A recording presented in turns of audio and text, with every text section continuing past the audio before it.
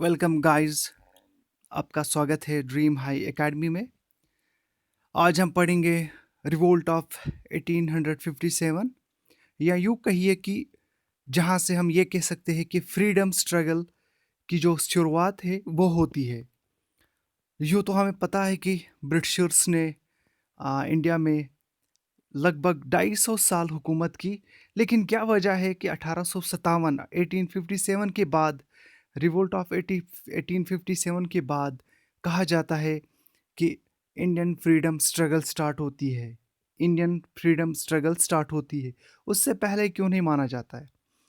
तो आज हम पढ़ेंगे एक तो वो, उसके बाद हम देखेंगे कि 1857 से पहले क्या चीज़ें हुई कि रिवोल्ट ऑफ 1857 होने पर लोग मजबूर हो गए कि उन्होंने कहा कि हमें रिवोल्ट करना चाहिए, हमें बगावत करनी चाहिए ब्रिटिशर्स के खिलाफ, जो कि पिछले 200 सालों से 150 सालों से हुकूमत कर रहे थे ऑलरेडी। तो क्या लगा कि इस वक्त पे हमें हुकूमत के खिलाफ जाना चाहिए, उनकी पॉलिसीज़ के खिलाफ जाना चाहिए। एक क्या वजह है वो हम जानेंगे। दूसरी वजह हम ये जानेंगे कि इससे क्या-क्या असरात हो गए, क्या-क्या असरात हो गए। जी हाँ, क्या-क्या असरात हो गए जो रिवोल्ट ऑफ 1857 के बाद क्या चीज़ें हो गई, क्या ख़ास तब्दीली आ गई, हम वो पढ़ेंगे। जी हाँ, और सबसे इम्पोर्टेंट ये है कि हम ज़्यादातर बुक्स में ये देखा होगा, हमने बुक्स में ये पढ़ा है कि जो रिवोल्ट ऑफ 1857 है वो अ, किस गवर्नर जनरल के दौरान हुआ, कौन-सा वाइसराय था उस वक़्त? जी हाँ, ये हम इम्पोर्टेंटली पढ़ते हैं।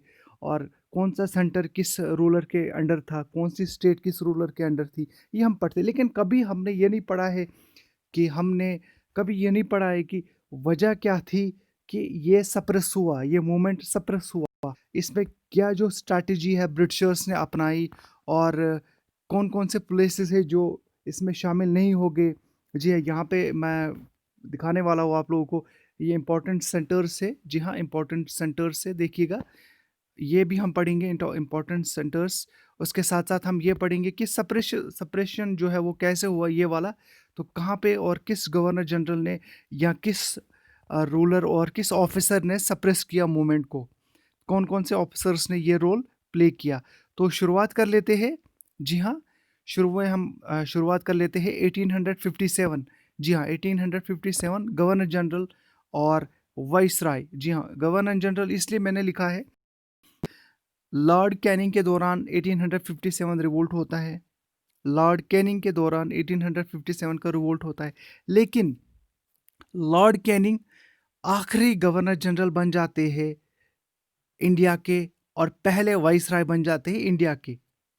ठीक है, वो हम आगे पढ़ लेंगे। लेकिन हमारा जो इस वक़्त मकसद जो है इम्पोर्टेंट ये है कि revolt of 1857 Indian national movement कब से स्टार्ट हो गया, क्यों स्टार्ट हुआ, क्या वजह थी? चलिए पढ़ लेते हैं। लॉर्ड डलहौज़ी, इसका जो कह सकते हैं कि रिवोल्ट ऑफ 1857 के पीछे इनका बहुत बड़ा हाथ है। इनका दौर, इनका जो पीरियड है 1848 से लेके 1856 तक होता है। जी हाँ, इन्होंने क्या किया, इन्होंने एनेक्सेशन स्टार्ट की, annex of status through doctrine of lapse. उन्होंने एक पॉलिसी इंट्रोड्यूस की, एक पॉलिसी जिसका नाम डॉक्ट्रिन ऑफ लेप्स है और लॉ ऑफ इस्चीट।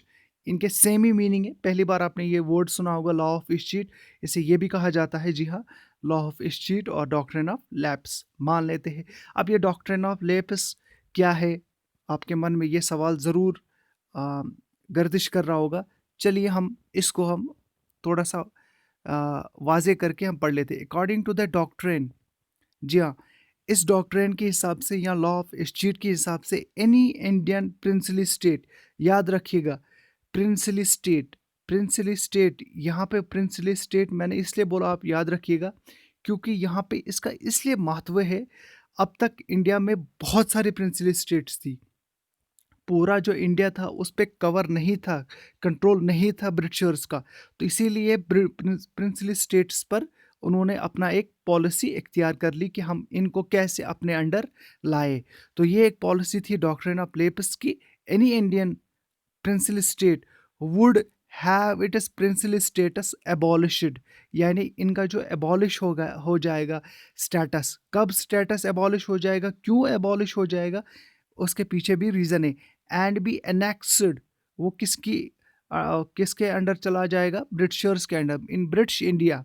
एनेक्स क्यों किया जाएगा, उस पर कब्जा क्यों किया जाएगा, क्योंकि if the ruler was incompetent, अगर ब्रिटिशर्स को ये लगा कि रूलर जो है वो इनकॉम्पिटेंट है, या वो उनकी डेथ होती है विदाउट ए मेल हायर। जी हाँ, अगर उनकी डेथ होती है कि किसी भी, अगर उनका कोई बेटा ना हो, किसी रूलर का कोई बेटा ना हो, तो उसकी जो प्रॉपर्टी थी ना, उसको उसका जो उसकी प्रॉपर्टी सिर्फ ब्रिटिशर्स अपने कब्जे में लेते। लेकिन उसको, अगर उसका बेटा ना होता, लेकिन उसे अडॉप्ट करना नहीं था बेटा, जी हाँ, उसको अडॉप्ट नहीं करना था किसी का बेटा, ताकि वो उसके तख्त पे बैठे, तो वो प्रॉपर्टी भी किन के अंदर चली जाती, ब्रिटिशर्स के अंदर। बात यहाँ पे ख़त्म होती है। अब ये पॉलिसी देखिएगा, ये पॉलिसी सेम है सब्सिडरी सिस्टम ऑफ अलायंसेस, जो लॉर्ड वेल्जले ने 1799 में इंट्रोड्यूस की थी, 1799 में। तो ये यहाँ पे इम्पोर्टेंट था, इसीलिए मैंने आपको बताया। तो कंपनी टुक, जी हाँ, company took over the principal states of, जी हाँ, कौन कौन सी स्टेट्स है जिन पे कंपनी ने कब्जा किया। अब ये इंपॉर्टेंट यहाँ पे है, कंपनी ने किन किन स्टेट्स पे कब्जा किया, आपने ये पढ़ा होगा। क्वेश्चन यहाँ से आ सकता है, क्वेश्चन पूछा जाता है कि पहली कौन सी स्टेट थी, या कौन सा एरिया था जहाँ पे कब्जा किया। सतारा वाज द फर्स्ट जिनको डॉक्ट्रिन ऑफ लेप्स के अंडर ब्रिटिशर्स ने एनेक्स किया। ओके, उसके बाद आगे बढ़ लेते हैं। जैतपुर जो यूपी में है, संबलपुर जो कि उड़ीसा में है, ये दो स्टेट्स थी। उसके बाद भगत, उदयपुर, झांसी, नागपुर। अब ये डेट्स आप याद रख सकते हो अगर आप रख पाओगे, लेकिन इंपॉर्टेंट ये है कि ये याद रखना है कि डॉक्ट्रिन ऑफ लेप्स के अंडर ये स्टेट जो है ब्रिटिशर्स ने अपने कब्जे में लिया, डॉक्ट्रिन ऑफ लेप्स के तहत, लॉ ऑफ इस्टीट के तहत। जी हाँ, लॉ ऑफ इस्टीट के तहत, डॉक्ट्रिन ऑफ लैप्स के तहत इन्होंने अपने कब्जे में लिया। अब आगे बढ़ लेते हैं, क्या वजह है, क्या यही वजह बन जाती है 1857 रिवोल्ट के लिए, देख लेते हैं। जी हाँ, अब और एक प्रॉब्लम क्रिएट कर लेते हैं ब्रिटिशर्स, खासतौर पर लॉर्ड डलहौजी। इसी के दौर में जो जो टेंशन था, जो गुस्सा था ब्रिटिशर्स के खिलाफ इंडियंस का, वो उसका पीक बन जाता है, यानी उसका जो है वो पीक पे चढ़ जाता है, गुस्सा उनका पीक पे चढ़ जाता है, उनका गुस्सा जो है वो बाहर निकल आता है। बाहर कैसे निकल आता है, वो रिवोल्ट ऑफ 1857 के तरीके से। अब उन्होंने क्या किया, लॉर्ड डलहौजी ने, उन्होंने एबॉलिशन ऑफ टाइटल्स किया इन पेंशनर्स। अब आपने बहुत बार सुना होगा टाइटल्स और पेंशनर्स एबॉलिश किया, लेकिन किन के और इसमें क्या वजह है कि रिवोल्ट हुआ, वाई रिवोल्ट ऑफ 1857। यहाँ पे मैंने इसलिए लिखा, वेट, आप थोड़ा सा इंतज़ार कीजिए, आपको बाद में पता चलेगा कि ये जो चीज़ें हो रही है, हमने पहले पढ़ा कि जो डॉक्ट्रिन ऑफ लैप्स है उसके तहत 7 स्टेट्स को एनेक्स किया जाता है। अब abolition of titles and pensioners, अब ब्रिटिशर्स क्या कर रहे हैं, खासतौर पर लॉर्ड डलहौजी, वो क्या कर रहा है, वो एबॉलिश करता है टाइटल्स, किन का, title of Nawab of Karnataka. ये कर्नाटक कहाँ पे है, कर्नाटक, जी हाँ, ये कर्नाटक यहाँ पे है। देखिएगा, थोड़ा सा जूम कर लेता हूँ मैं ताकि आपको ये साफ नज़र आए और आसानी हो जाए आपके लिए। कर्नाटक, कन्नड़ा स्पीकिंग, जो कन्नड़ स्पीकिंग पीपल है उनको कर्नाटक वहाँ पे होता था। ये तमिलनाडु भी इसमें आता है और कर्नाटका भी इसमें आता है, हैदराबाद भी इसमें आता है। अब ये आपको समझ आया होगा कि कर्नाटक कौन से एरिया में है, यानी साउथ इंडिया में, साउथ इंडिया में। और इसमें कौन कौन सी स्टेट से, कुछ हिस्सा तमिलनाडु का, कर्नाटका का और हैदराबाद का, यानी आंध्र प्रदेश का। तो और अब ये यहाँ पे उन्होंने किसका टाइटल छीन लिया, Nawab of Karnataka and the Raja of Tanjore. ये टैंजोर कौन सा एरिया है, टैंजोर कौन सा एरिया है, ये तमिलनाडु में है। ये आप याद रखिएगा, टैंजोर तमिलनाडु में है।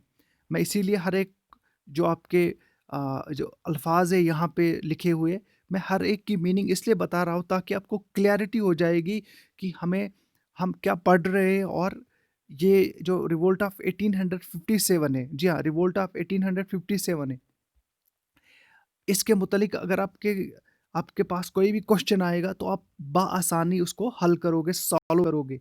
आपको बात जी हाँ, उसके बाद refuse to grant the pension the of adopted son. अब किसी ने अडॉप्ट किया था सन को, जी हाँ, उनको क्या किया, उन्होंने कहा कि हमें पेंशन उनको नहीं देना है, पेंशन जो होता है वो नहीं देना है। अब ये अडॉप्टेड सन कौन थे? ये थे दोंदू पंडित, जहाँ जिनको दोंदू पंत भी लिखा जाता है, कहीं बुक्स में दोंदू पंत भी लिखा जाता है, better known as Nana Sahib, better known as Nana Sahib. दोंदू पंडित पंत का नाम क्या था असली, या जिनको जाना जाता था नाना साहिब के रूप में उनको जाना जाता था, नाम से जाना जाता था। ये लास्ट रूलर थे किनके? मराठा के, लास्ट रूलर मराठा के, मराठा। और ये रूलर कहाँ के थे इस वक्त? उत्तर प्रदेश। ये जो दोनों पंडित थे, इनका पेंशन रोका गया, ये रूलर कहाँ के थे इस वक्त? उत्तर प्रदेश। मैंने पहले ही कहा ना कि प्रिंसिपल स्टेटस बहुत सारी थी। ब्रिटिशर्स ये चाहते थे कि हम पूरे इंडिया पे कब्जा करें, पूरे इंडिया पे कब्जा करें। वो किस तरह से कब्जा कर पाते? इन्हीं पॉलिसीज से। अब आगे बढ़ लेते हैं और देख लेते हैं कौन सी ऐसी पॉलिसी है। Dalhousie also announced that the successor of Bahadur Shah second, जिनको बहादुर शाह जफर सेकंड भी कहा जाता है, would have to be would have to leave, sorry, would have to leave the red fort. यहाँ पे लीव, उनको रेड फोर्ट में बैठने की इजाज़त नहीं होगी।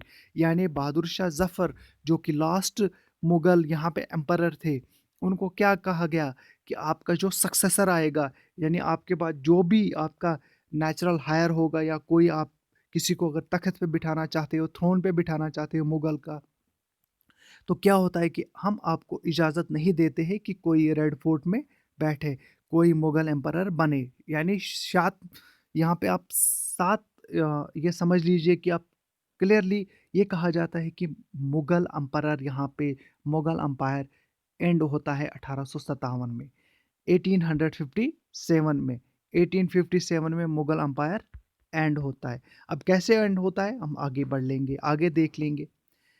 अब ये तो थी चीज़ें जो कि ब्रिटिशर्स ने पॉलिसीज़ इंट्रोड्यूस की थी। और कौन-कौन सी पॉलिसीज़ थी जिनकी वजह से कि ये रिवोल्ट हुआ? ग्रीवियंसेस, देखिएगा ये रिवोल्ट के महत्व इसलिए मैं कह रहा हूँ कि इससे पहले भी पीजेंट रिवोल्ट्स हुए हैं, इससे पहले भी म्यूटिनीज हुई है, वेलोर म्यूटिनी है, बहुत सारे ऐसे जो है वो थगीज का है, तो वो रिवोल्ट्स हुए। लेकिन उसने ऐसा क्या काम नहीं किया जो रिवोल्ट ऑफ 1857 ने किया? उन रिवोल्ट्स ने क्या नहीं किया जो रिवोल्ट ऑफ 1857 ने किया? 1857 ने एक ऐसा चेंज लाया, जी हाँ, एक ऐसा चेंज लाया, लोगों की थिंकिंग उन्होंने चेंज की। क्या थिंकिंग चेंज की वो हम बाद में पढ़ लेंगे, लेकिन ये जहन में आपका क्वेश्चन उतर रहा होगा, उठ रहा होगा कि 1857 में क्या ऐसी इंपॉर्टेंस है कि हर एग्ज़ाम में एक या दो क्वेश्चन पूछे जाते हैं, चाहे वो आईएएस का एग्ज़ाम हो, चाहे वो केएस का एग्ज़ाम हो, चाहे वो केएस प्रीलिम्स का एग्ज़ाम हो, चाहे आईएएस प्रीलिम्स का एग्ज़ाम हो, चाहे वो आईएएस मेंस का एग्ज़ाम हो, चाहे केस मेंस का एग्ज़ाम हो, वहाँ पे आपको विस्तार से क्वेश्चंस पूछे जाते हैं। लेकिन एमसीक्यूज़ के रिलेटेड, एमसीक्यूज़ की तरह जो क्वेश्चंस आते हैं, वो यहाँ पे आपको इस एग्ज़ाम में फेस करना है। ख़ासतौर पर मैं अगर बात करूँ जेके एसएसबी की। देखिए ग्रीवेंसेस ऑफ सिपॉइज़, अब जो सिपॉइज़ थे, जो लोग मिलिट्री में थे इंडिया के, उनके खिलाफ क्या होता था? Discrimination in payment and promotion, in payment and promotion, उनको पूरी तरह से पेमेंट नहीं दी जाती थी, और उनका जो प्रमोशन है वो रोक लिया जाता था। अगर कोई ब्रिटिशर जो था वो सबॉर्डिनेट हुआ करता था, तो उनको क्या किया जाता था? उनको ऊपर लाया जाता था, सबॉर्डिनेट्स को ऊपर लाया जाता था, और वो किनके हेड बन जाते थे? इंडियंस के। जो सबॉर्डिनेट्स जो थे ब्रिटिशर्स के, उनको हेड बनाया जाता था इंडियंस के। यानी प्रमोशन उनकी बराबर नहीं होती थी, उनकी प्रमोशन को रोक लिया जाता था। एक ये चीज़ थी। Miss treatment of sepoys, by British officials. Mistreat किया जाता था, उनके खिलाफ मिसट्रीटमेंट किया जाता था। अब मिसट्रीटमेंट किस तरह से हो सकता है? एक तरह का मिसट्रीटमेंट हो सकता है। देखिएगा, हम सभी जान लेते हैं कि अ, एक तो स्पॉय का काम होता है कि वो अपनी ड्यूटी कर ले, बस इतना सा उनका काम है, ड्यूटी ख़त्म।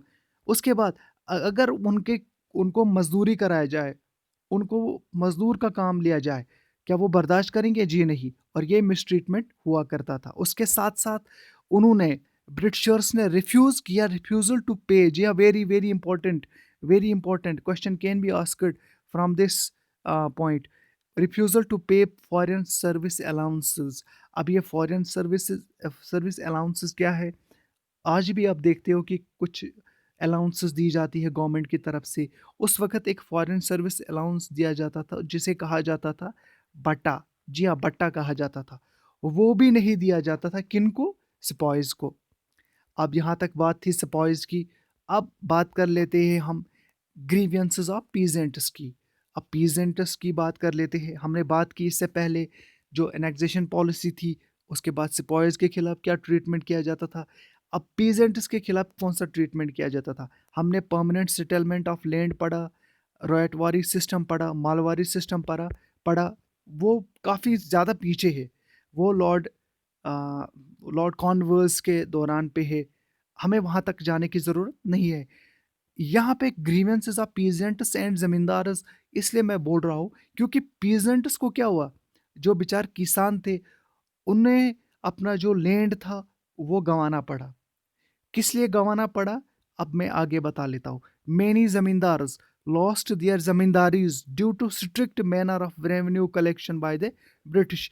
एक ऐसा निज़ाम इन्होंने ब्रिटिशर्स ने इंट्रोड्यूस किया जहाँ पे जो रेवेन्यू कलेक्शन थी ना, जैसे कि हम कहते हैं कि रेवेन्यू रेवेन्यू को कलेक्ट करना है। हो सकता है किसी पीजेंट के पास उतना रेवेन्यू नहीं होता था, लेकिन उनका लैंड उस वक़्त छीना जाता था और वो लैंड के बिना रह जाता था। तो इसीलिए पीजेंट मूवमेंट्स भी हमने देखे।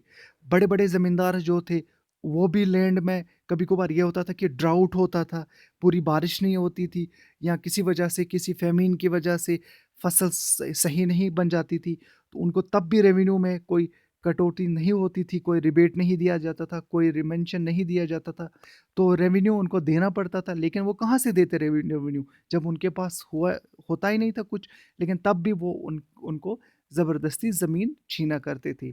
तो ये थे कुछ कॉजेज़ जो रिवोल्ट ऑफ 1857 के लिए बढ़े जाते हैं, हमें ले जाते हैं। अब है इमीडिएट कॉज़। हमने पढ़ा है इमीडिएट कॉज़। ये इमीडिएट कॉज़ क्या है, ये हम बाद में पढ़ लेंगे। पहले थोड़ा-सा हम यहाँ पे एक चीज़ डिस्कस करेंगे। Introduction of the new Enfield rifle. याद रखिएगा, जनवरी 1857 में ब्रिटिशर्स ने क्या किया, एक राइफल को इंट्रोड्यूस किया, नई राइफल जिसका नाम क्या था, न्यू इनफील्ड राइफल। जनवरी 1857 में इंट्रोड्यूस किया गया। और उसमें क्या खास बात थी?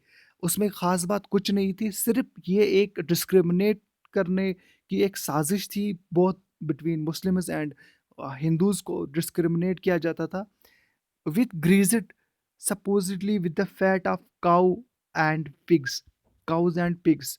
अब उसमें क्या होता था, उसमें फैट लगाया जाता था काऊ किन के लिए सैक्रेड मानी जाती, हिंदूज के लिए। पिग्स का नाम मुस्लिम्स नहीं लेते हैं, यानी यहाँ पे रिलीजन को एक तरह से टारगेट करने की कोशिश की गई किन के दौरान, ब्रिटिशर्स के दौरान। ये किसके दौरान हुआ जाता है? ये हुआ होता है लॉर्ड कैनिंग के दौर में। याद रखिएगा, ये लॉर्ड कैनिंग के दौर में, ये इमीडिएट कॉज लॉर्ड कैनिंग के दौर में होता है। लॉर्ड कैनिंग के दौर में होता है इमीडिएट कॉज। उन्होंने क्या किया, एक राइफल को इंट्रोड्यूस किया 1857 में with greased supposedly with fat of cows. Cow का फैट था उसमें और पिग्स का।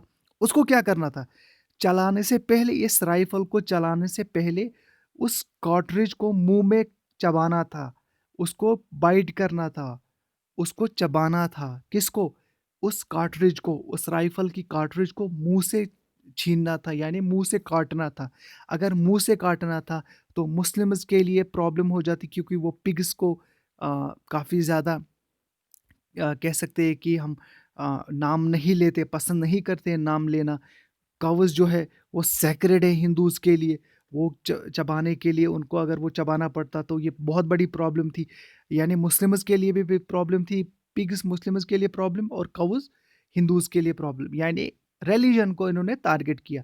ये सबसे बड़ी वजह बन जाती है, ये सबसे बड़ी वजह बन जाती है। Before use some sepoys started disobeying the orders. अब कुछ लोगों ने कहा, कुछ सिपॉयज ने कहा कि हम जो सही में, जिन्होंने कहा कि हमें ये ऑर्डर नहीं मानना है, तो उन्होंने नहीं माना, उन्होंने ये वो बिल्कुल डिसओबे किया, उन्होंने उन्होंने इसमें तामील नहीं की। अब ये इमीडिएट काज, ये किसने शुरू शुरू किया और कहाँ से ये शुरू होता है, देखिएगा देखिएगा, very very important. Mangal Pandey, a sepoy of 34th native infantry. याद रखिएगा, ये कहाँ के थे? सिपॉय थे 34th नेटिव इन्फेंट्री के, at Barrackpore on 29 March, at Barrackpore 29 March. ठीक है, उन्होंने क्या किया? उन्होंने अपोज किया इस एनफील्ड, न्यू एनफील्ड राइफल के खिलाफ। सिपॉय जो थे वो कौन सी इन्फेंट्री के थे? 34th native infantry. कहाँ पे? बैरकपुर में। कौन से डेट पे? 29 ऑफ मार्च को। उन्होंने क्या किया? उन्होंने जख्मी किया, वाउंड किया, किसको? लेफ्टिनेंट बाग को, लेफ्टिनेंट बाग को। और अब ये बैरकपुर कहाँ पे है? वेस्ट बंगाल में जगह है। बैरकपुर कहाँ पे है? वेस्ट बंगाल में जगह है। यहाँ तक तो ठीक है। अब आगे बढ़ लेते हैं, और वहाँ से जो है रिफ्यूज़ल स्टार्ट हुआ। सिपॉइज ने रिफ्यूज़ करना शुरू किया। किन के खिलाफ? ब्रिटिश ऑफिसर्स के खिलाफ, ब्रिटिशर्स के खिलाफ। यानी हम बढ़ रहे हैं किसकी ओर? रिवोल्ट ऑफ 1857 की ओर। On 2 May 1857, refusal of sepoys of 7th Awadh regiment at Lucknow to use the greased cartridges. अब उन्होंने क्या किया? जो 7th अवध की रेजिमेंट है ना, अब उन्होंने भी रिफ्यूज़ करना स्टार्ट किया। जो लखनऊ में थे उन्होंने कहा कि हमें ये ग्रीज्ड कॉटरेजेस यूज़ नहीं करने हैं। ये कब की बात है? 2 मई 1857। शुरू किसने किया? मंगल पांडे ने। याद रखिएगा, शुरू किसने किया? मंगल पांडे ने। शुरू किसने किया? मंगल पांडे ने। 34th इन्फेंट्री के वो सोल्जर थे, सिपाही थे 34th इन्फेंट्री के, और 29 मार्च को। लेकिन ये कब होता है? 2 मई को। 2 मई को स्पॉइज ने रिफ्यूज़ किया 7th Awadh regiment at Lucknow to use the greased cartridges. यही बन जाता है इमीडिएट काज। जी हाँ, यही बन जाता है इमीडिएट काज। कौन सा बन जाता है इमीडिएट काज? ये जो कार्ट्रिजेस को उनको बाइट करना था। ठीक है, अब इसे कहा जाता है रिवोल्ट ऑफ 1857 को first war of independence by VD Savarkar, Vinayak Damodar Savarkar. Very very important question can be asked, can कि किसने कहा फर्स्ट वॉर ऑफ 1857 को first war of independence? VD Savarkar, Vinayak Damodar Savarkar. ठीक है, इसे रिवोल्ट ऑफ 1857 भी कहा जाता है, ग्रेट अपराइजिंग भी कहा जाता है, सिपॉय म्यूटिनी भी कहा जाता है। ग्रेट अपराइजिंग भी कहा जाता है और सिपॉय म्यूटिनी भी कहा जाता है। अब आगे बढ़ लेते हैं। On 10th of May, on 10th of May, 10 मई को 1857, the sepoys of 3rd cavalry at Meerut openly revolted. अब तक देखिएगा, क्वेश्चन ये आ सकता है कि रिवोल्ट ऑफ 1857 किस डेट पे स्टार्ट हो गया? तो आपने देखा 29 मार्च को भी स्टार्ट हुआ, लेकिन 29 मार्च को अपोज किया किसने? मंगल पांडे ने। अच्छा, लेकिन फिर तो कब स्टार्ट हुआ? यहाँ पे स्टार्ट होता है रिवोल्ट। 1857 का रिवोल्ट यहाँ पे स्टार्ट होता है ऑन 10th ऑफ मई 1857। अब यहाँ पे क्यों स्टार्ट होता है? क्योंकि यहाँ पे सब लोग, सब रिवोल्ट करते हैं, ओपनली रिवोल्ट करते हैं। एक आदमी नहीं रिवोल्ट करते, सब लोग रिवोल्ट करते। तभी तो इसे रिवोल्ट ऑफ 1857 माना जाता है, जब सब लोग रिवोल्ट करते। On 10th May 1857, the sepoys of the 3rd cavalry at Meerut openly revolted. कहाँ पे? मीरठ में ओपनली रिवोल्ट किया। और उन्होंने क्या किया? अब ओपनली रिवोल्ट किया, these immediately joined the men of 11th and 20th native infantry. इन्होंने क्या किया? ये 3rd और 11th और 20th नेटिव इन्फेंट्री ये ज्वाइन हो गए, ये ज्वाइन हो गए, ये एक बन गए।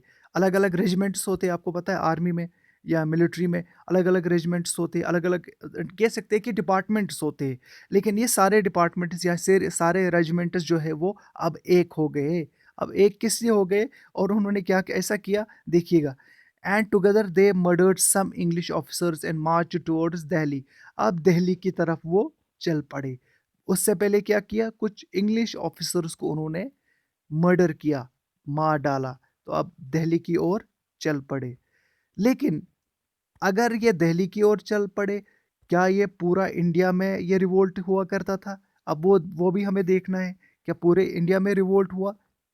Separate took place at few places in Punjab.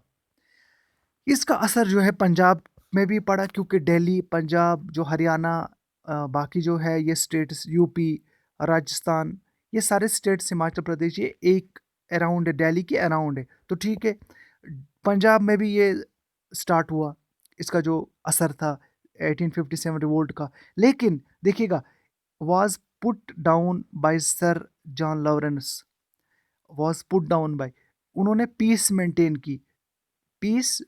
की। फर्स्ट सिख वॉर हुई थी, उन्होंने पंजाब को फतह कर लिया था। किन्होंने? ब्रिटिशर्स ने। पंजाब को फतह करने के बाद उन्होंने एनेक्स नहीं किया। एनेक्स ना करने की वजह थी एक कि सिक्स ने रिवोल्ट में हिस्सा नहीं लिया। सिक्स ने कहा कि हमें कुछ लेना देना इसमें नहीं है, वी आर डिफरेंट, हम लोग अलग है, हमें इसमें हिस्सा नहीं लेना चाहिए। और वहाँ पे कुछ इक्का दुक्का वाक़ात होते हैं, और उनको सर जॉन लॉरेंस वो पीस मेंटेन करता है। वो चीफ कमिश्नर थे, कहाँ के? पंजाब के। चीफ कमिश्नर पंजाब के थे। याद रख लीजिएगा, यहाँ पे मैंने फर्स्ट सिख वार इसलिए लिखा है क्योंकि जब फर्स्ट सिख वार होती है तो पंजाब को एनेक्स कौन करता है? ब्रिटिशर्स। लेकिन पंजाब को डिफीट करता है, पंजाबीज को डिफीट करता है ब्रिटिशर्स। लेकिन उस वक्त क्या होता है, एनेक्स नहीं करता, अपने कब्जे में नहीं रखता है। उस वक्त सिर्फ चीफ एक रेजिडेंट और चीफ कमिश्नर भेजते हैं, जिसका नाम था सर जॉन लॉरेंस। वही काम करते हैं, वही मेंटेन करते हैं पीस। और यही वजह बन जाती है कि सिक्स जो है वो पार्टिसिपेट नहीं करते हैं रिवोल्ट ऑफ 1857 में। अब फिर कौन पार्टिसिपेट करता है? जी हाँ, अब हमें यह भी देखना है कि पार्टिसिपेशन किन किन की है। इंपॉर्टेंट सेंटर्स कौन कौन से थे, किसके? रिवोल्ट ऑफ 1857 के। देखिएगा, Delhi Bahadur Shah Zafar second nominal leader था। जी हाँ, वाई नॉमिनल? अब मैं ये कहूँगा क्योंकि ये एक मुगल एम्परर था, मुगल बादशाह था। उन्हें क्या कहा गया कि आप दिल्ली में बैठे हो, तो उन्होंने डिक्लेयर किया गया नॉमिनल लीडर। नॉमिनल लीडर कहाँ पे किसको डिक्लेयर किया गया? बहादुर शाह जफर को। लीडर किसको डिक्लेयर किया गया? इनको एम्परर भी डिक्लेयर किया गया, या लीडर कहो या एम्परर कहो, नॉमिनल लीडर कहो। तो आगे बढ़ लेते हैं, इनको एम्परर ऑफ इंडिया भी डिक्लेयर किया गया, ठीक है। लेकिन दिल्ली में असली रिवोल्ट किसने चलाया? General Bakht. Question can be asked. General Bakht, जी हाँ, जनरल बख्त जो थे, उन्होंने दिल्ली में रिवोल्ट को आगे बढ़ाया। उनकी सरबराही में रिवोल्ट चला। और who led the revolt in Delhi? General Bakht Khan, ये जनरल थे। उसके बाद कानपुर में किसने किया? नाना साहिब ने। आपने देखा, नाना साहिब वही नाना साहिब है जिनका पेंशन रोका गया था। लखनऊ में किसने किया? बेगम ऑफ अवध, जिसको हजरता महल भी कहा जाता था, हजारत महल भी कहा जाता था। अब ये इंपॉर्टेंट सेंटर्स है। झांसी रानी लक्ष्मीबाई, बरेली खान बहादुर खान, कन्वर सिंह इन बिहार। अब क्या आपको यहाँ पे एक चीज़ नोटिस कर रहे हो? यहाँ पे क्या पूरा इंडिया इसमें मुलविस है? क्या साउथ इंडिया इसमें मुलविस है? जी नहीं। क्या इसमें जो सेंट्रल इंडिया है उसमें मुलविस है? जी नहीं, इस रिवोल्ट में। तो कौन सा है? थोड़ा सा नॉर्थ का एरिया जो है इसमें मुलविस है। यानी मुलविस में ये कह सकता हूँ कि नॉर्थ इंडिया में इसका असर है रिवोल्ट ऑफ 1857 का। अब अगर रिवोल्ट ऑफ 1857 था तो ये सप्रेस क्यों हो गया? Why suppress? Why was revolt of 1857 suppressed? देखिएगा, जब यहाँ पे रिवोल्ट कहाँ पे स्टार्ट हुआ दिल्ली में, तो अलग अलग इनमें ड्यूटी दी गई, इनको अलग अलग चार्जेस दिया गया कि आपको इसको सप्रेस करना है। इन्होंने बड़े टेक्निकली सप्रेस किया और इसमें कुछ खास वजह भी नहीं थी। मैं ये कह सकता हूँ कि बड़ा एक ऐसा काम भी नहीं किया ब्रिटिशर्स ने कि उन्होंने सप्रेस करने में इसमें कामयाबी हासिल की। बहुत ही आसान था ये सप्रेस करना। क्या वजह थी वो आगे हम पढ़ लेंगे। Delhi by general Nicholson. Delhi को किसने सप्रेस किया? General Nicholson. हाँ, अगर सप्रेस निकोलसन ने किया, लेकिन हेड कौन थे दिल्ली के? जनरल बख्त थे हेड, जो लीडर थे, लेकिन नॉमिनल लीडर कौन थे? बहादुर शाह जफर। कानपुर को किसने सप्रेस किया? कानपुर में अगर ये रिवोल्ट चल रहा था, by wheeler. By wheeler. Jhansi को किसने किया? सर हग रोज। ये मैंने बहुत बार देखा ये क्वेश्चन की झांसी में किसने सप्रेस किया रिवोल्ट को? सर हग रोज ने। बरेली को किसने किया? By Campbell. और बिहार को किसने किया? By William and Eyre. William and Eyre. William and Eyre. यहाँ पे ये याद रखिएगा, ये क्वेश्चन बहुत इंपॉर्टेंट है। Delhi by Nicholson, Kanpur by Wheeler, Jhansi by sir Hugh Rose, Bareilly by Campbell and Bihar by William and Eyre. ठीक है। अब अब आगे बढ़ेंगे ना। ये रिवोल्ट फेल क्यों हुआ? अगर इसमें सिपॉइज ने भी इसमें पार्टिसिपेट किया, इसमें पीजेंट्स ने भी इसमें पार्टिसिपेट किया, इसमें बहुत सारे लीडर्स ने पार्टिसिपेट किया, लेकिन इसमें फेलियर क्यों हो गए? देखिए, failure of revolt and Lesnar's. अब ये लेसनर्स किनको मिला? ब्रिटिशर्स को। क्या लेसन मिला? आगे पढ़ लेंगे। फेलियर किनको हासिल हुई? इंडियंस को। फेलियर इसलिए हुआ non partition of Bengal. Bengal ने पार्टीशन इसमें नहीं किया। बंगाल ने इसमें पार्टीशन नहीं किया। याद रखिएगा, बंगाल ने पार्टीशन नहीं किया 1857 रिवोल्ट में। बॉम्बे ने पार्टीशन नहीं किया। बॉम्बे भी इससे दूर रहा, मद्रास भी इससे दूर रहा, पंजाब भी इससे दूर रहा। यानी रिवोल्ट इन इन स्टेट्स ने रिवोल्ट में हिस्सा नहीं लिया। बंगाल, बॉम्बे, मद्रास, पंजाब ने रिवोल्ट में हिस्सा नहीं लिया। कौन से रिवोल्ट में? 1857 में। अब उसके बाद और क्या रीज़न था फेलियर का? Weakness of rebels. Weakness of rebels, अब इसमें क्या कह सकते हैं हम? वीकनेस क्यों कह सकते हैं हम? वीकनेस इसलिए कहेंगे क्योंकि उनके पास लेक ऑफ ऑर्गेनाइजेशन थी, डिसिप्लिन नहीं था, प्लान लीडरशिप नहीं थी। Know modern weapons, very important, know modern weapons. Britishers भी बहुत चालाक थे। उन्होंने जो अपने मॉडर्न वेपन्स थे ना, वो अपने पास रखे थे, अपने कब्जे में रखे थे। वो हथियार, उन्हें ये पता था कि कहीं ना कहीं ये ऐसा हो सकता है कि प्रॉब्लम्स क्रिएट हो सकता है। तो उन्होंने जो भी मटेरियल था या वेपन्स थे, वो अपने पास अपने कब्जे में रखे थे। तो वो एक रीज़न बना फेलियर का। जी हाँ, डिसिप्लिन नहीं था इसमें, परफेक्ट लीडरशिप नहीं थी, प्लान नहीं था, वेल प्लान नहीं था।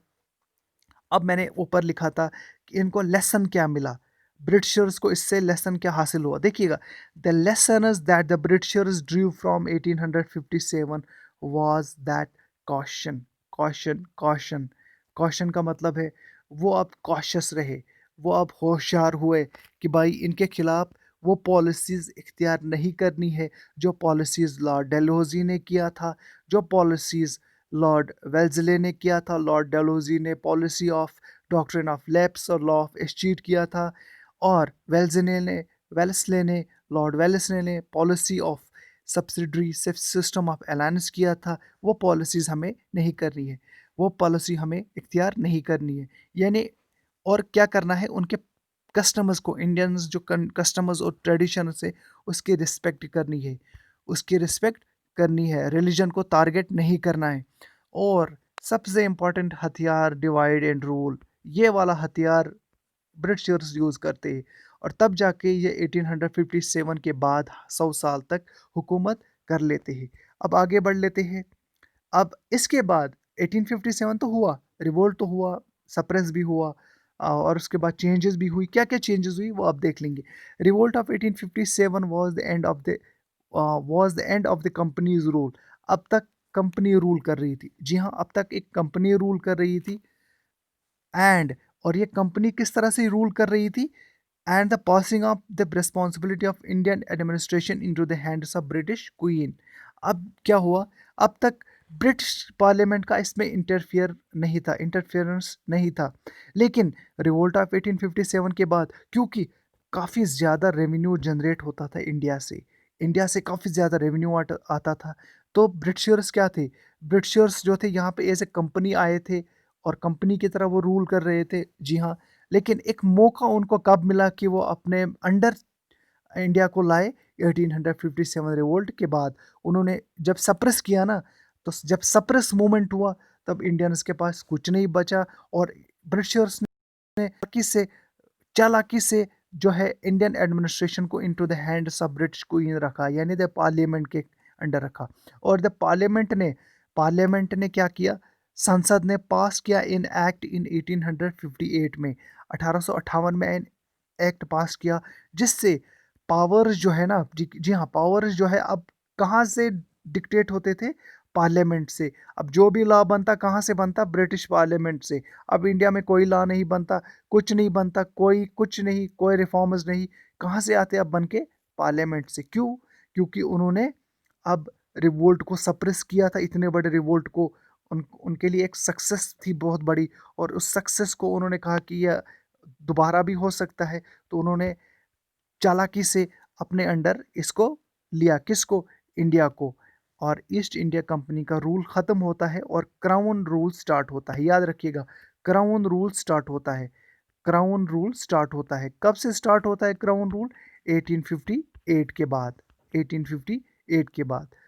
तो यह था पहला लेक्चर। उम्मीद करता हूँ आपको ये अच्छा लगा होगा। आगे भी लेक्चर्स हम हिस्ट्री में लाएंगे और कोशिश करेंगे कि ये हिस्ट्री जो है वो 8-10 लेक्चर्स में पूरा हिस्ट्री को हम पढ़ेंगे, क्योंकि JKSSB में 4 से 5 क्वेश्चंस आएंगे। तो हमें जो इम्पोर्टेंट कह सकते हैं कि इम्पोर्टेंट जो चैप्टर्स है, इम्पोर्टेंट जो टॉपिक्स है वो पढ़ना है और वही टारगेट करना है और पूरा सिलेबस उसमें कवर करना है। तो थैंक यू गाइज़।